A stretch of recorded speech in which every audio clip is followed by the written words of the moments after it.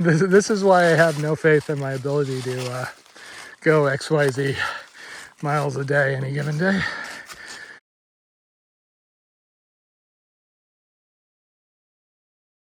So I was sitting here in the dark catching up on edits, and I happened to turn my airplane mode off for just a second, and I got a notice that rain in the area, rain probably going to hit in about 10 minutes. So I've been scrambling to pack up and get going. Okay, got everything packed up, dry. I switched out of my Jolly Gear into my short sleeve shirt.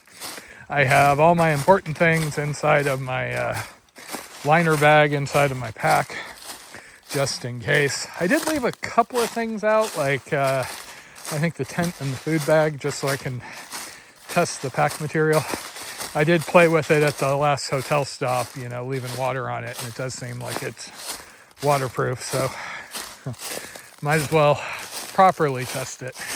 Though the only problem with that is, you see that little triangular bit? That is a hydration bladder opening, and I have a big issue with hydration bladders in general. It has become kind of a running joke in the wilderness class, but I have had those fail so many times. I always get people who are like, oh no, they're great, I've never had an issue. And then sooner or later they're on a trip and they leak, the person is out of water, doesn't have water storage, or even worse, it gets other gear wet. I swore them off after I was on a winter survival sort of trip. We were making like snow shelters and things. And somebody who, for some reason, thought, hey, I'm going to bring a hydration bladder out in the snow, which, FYI, don't do that. They freeze and split and cause all sorts of issues. But in the car, her hydration bladder got pinched and basically filled my shoes with water. So I got to deal with ice block shoes for the next 2 days. And I get it, they make it easier to drink, make it easier to stay hydrated. My argument there is, well, at least for me, when I started doing really long things where I was doing like 17-mile day hikes where I had to carry all my water out in the desert, I would find that I would drink too quickly sometimes. So halfway through the trip once, I ended up, running dry. So I used hydration bladders. I've used them on my bike on occasion, but I don't trust them for anything out here, and particularly not through hiking, where things are more likely to accumulate wear and tear, and water consequences can be higher. And for anybody about to leave me comments about how you've used a hydration bladder for years and they're great, just remember, when in another couple of years it happens to you, just remember me. Just think of me as you're sitting there looking at the bottom of your pack all flooded out. I did have a friend who had a hybrid system where it was basically a tube that ran into a Sawyer bottle. He actually had an inline filter on it so he could drink while moving. The inline filter thing I wouldn't do because he was using a Sawyer Mini or Micro, and those things clog up too damn quick. But I could see the running to a bottle on the side of the pack. For me, having to manage water on longer hikes, longer stretches, is a lot easier if I have to be deliberate when I'm drinking. If I look at the CDT when I was leaving reserve, I think it is, there were a couple of times where I had like a day and a half, 2-day water carries. And I need to be very, very deliberate with how I use my water and how I stretch it out.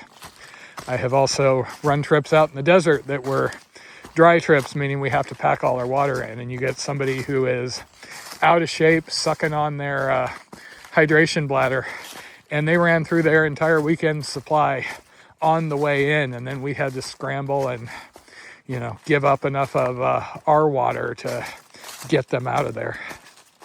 So like I said, the tubes that run into an individual bottle where you at least are only going to run through a liter at a time, I could see that.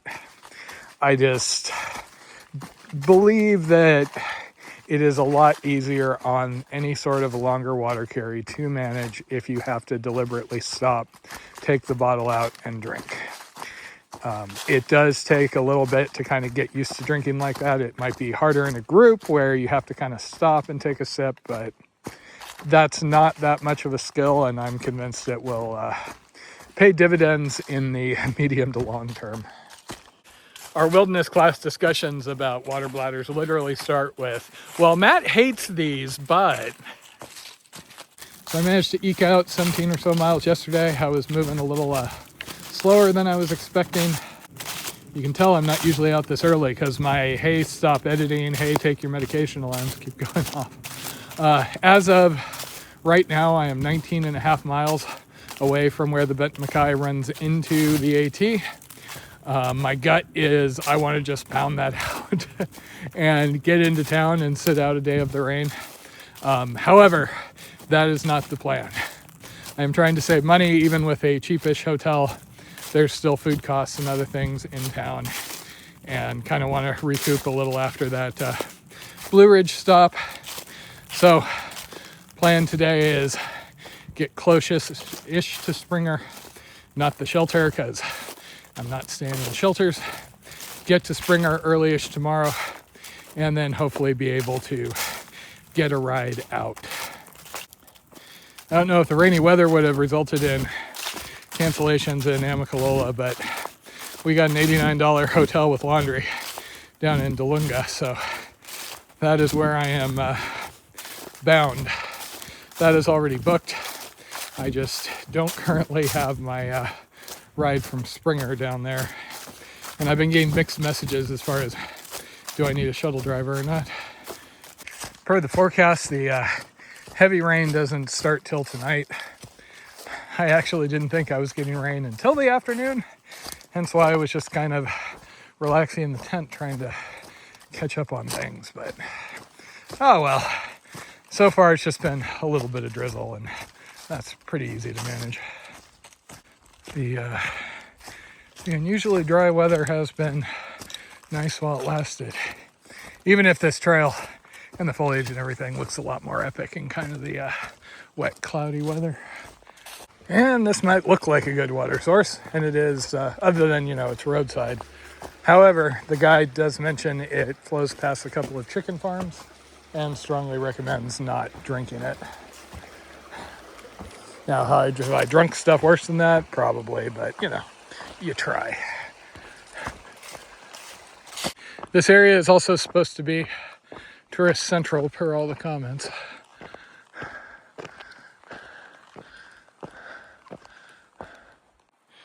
And I think this sign may be short a couple of miles, but ish.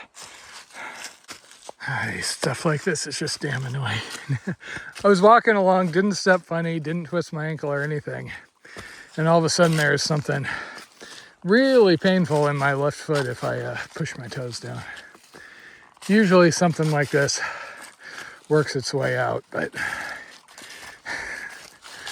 this is why I have no faith in my ability to go XYZ miles a day any given day.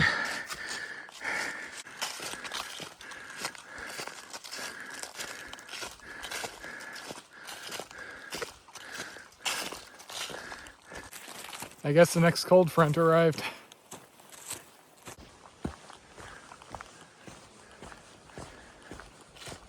This is a much busier area. I haven't seen anybody in a while, and then I had those 3 guys last night, and that seemed like an entire Boy Scout troop or something.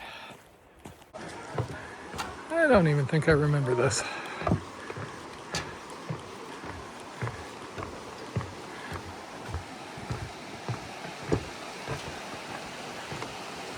This foot thing has me a bit concerned. I'll manage something, but I'm not having the morning I was hoping. I just do not remember this from last time.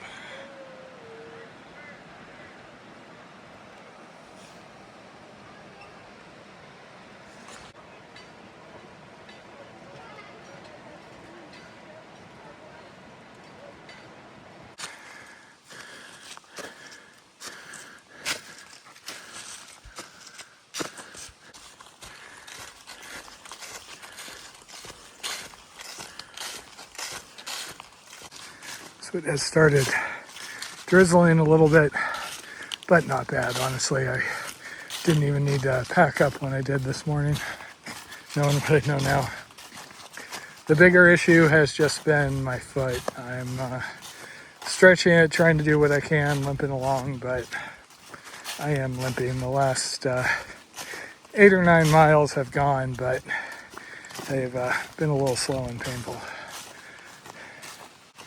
I have been around the block enough. I know you can almost always rehab stuff like this on the go.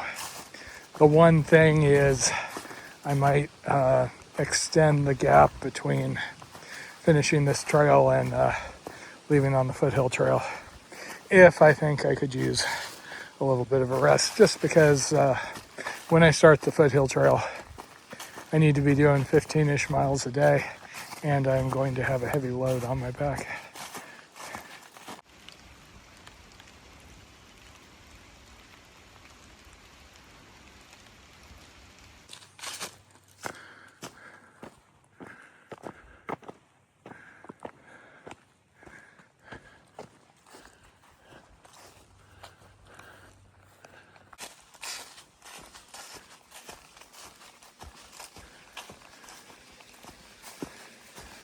So it is 3 o'clock. Temperature has gone up and down quite a bit. It's currently on the colder end. It sprinkled a little bit earlier, but so far hasn't been much of anything. Currently, I am 7.7 miles away from Springer, aka I could just knock it out tonight, which is kind of frustrating because that's what I would lean towards, except for the fact that my foot has just been killing me. I mean, it's not a super sharp pain or anything, but I have been aware of it pretty much every step lately. So I'm still going to stick with the same plan.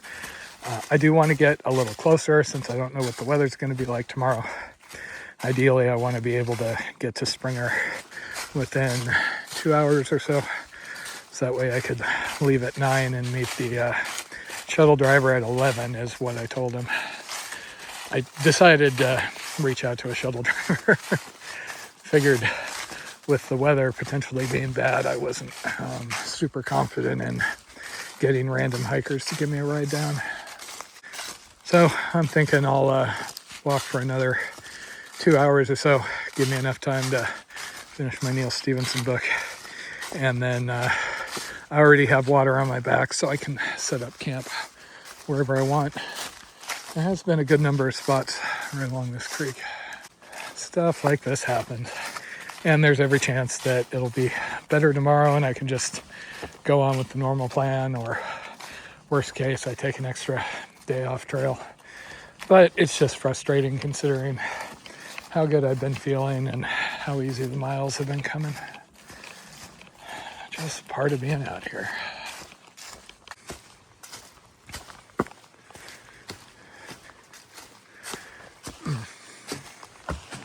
Ow. Man. Such a bummer. It is a bummer finishing a trip in pain, but hey, isn't really the end, right? Just a small side trip, since it'll make Blondie happy when she's watching this.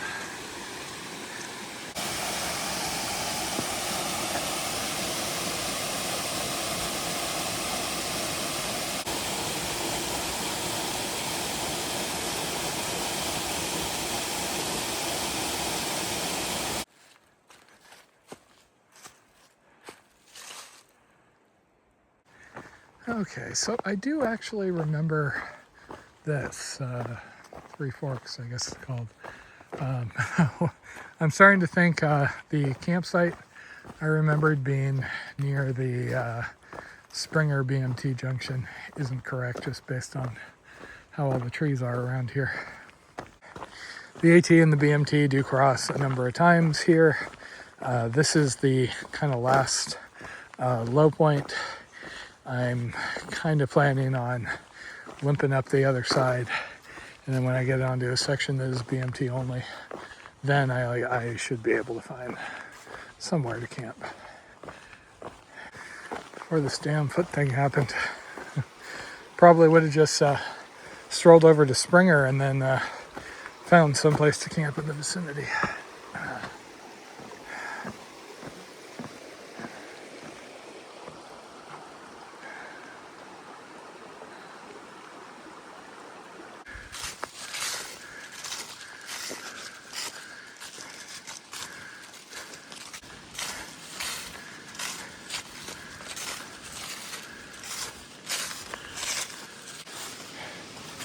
So I have been looking.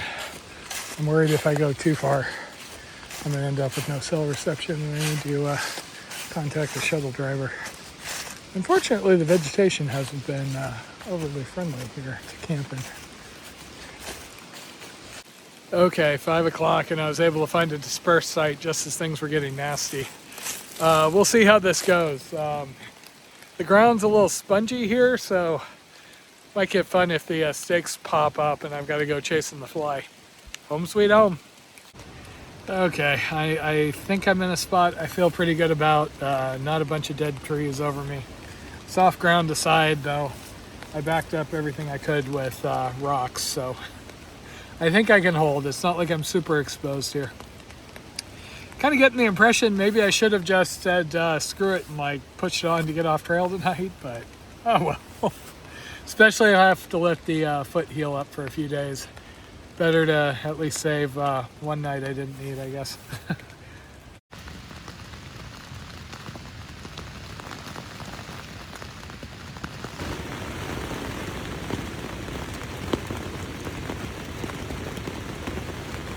I'm headed into the Los Padres forest this weekend to try something new and do some volunteer trail work with the Los Padres Forest Association. I got up here around 11 last night after spending a couple hours at the Toyota dealership getting a new car. Well, a used Prius, new to me. My cute little green Mazda bit the dust coming back from last weekend's trip, sadly. It was a beautiful, peaceful night, lovely stars, and I love in these coastal mountains when you get to wake up above the fog layer.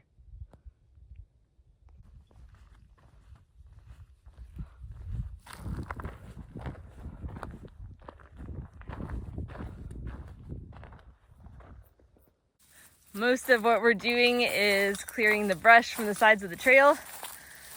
In this area, the brush grows back super quickly.